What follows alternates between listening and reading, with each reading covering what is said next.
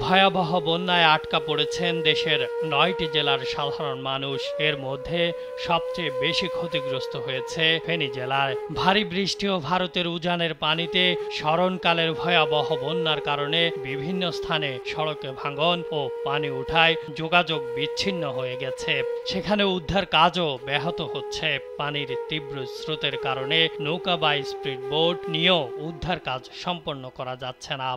এমন অবস্থায় অনেকে হেলিকপ্টার দিয়ে বন্যার্তদের উদ্ধারের আকুতি জানিয়েছেন।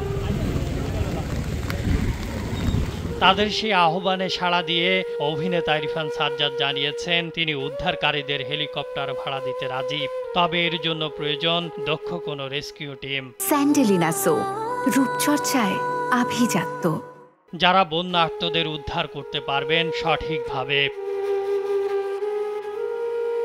২১শে আগস্ট রাতে নিজের সামাজিক যোগাযোগ মাধ্যমে দেওয়া এক স্ট্যাটাসে এই অভিনেতা লিখেছেন, দক্ষ কোনো রেস্কিউ টিম আছে যারা হেলিকপ্টার করে বন্যার্তদের উদ্ধার করতে পারবে। হেলিকপ্টার ভাড়া হতে শুরু করে যাবতীয় সাপোর্ট দিতে চাই।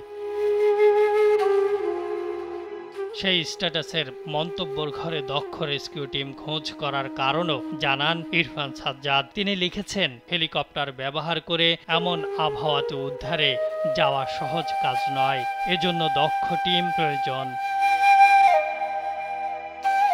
এদিকে বন্যায় দেশের ৬ জেলায় এখনো পর্যন্ত ১,৮৯,৬৬৩টি পরিবার পানিবন্দী হয়ে পড়েছেন। ক্ষতিগ্রস্ত হয়েছে অন্তত ১৭,৯৬,২৪৮ জন।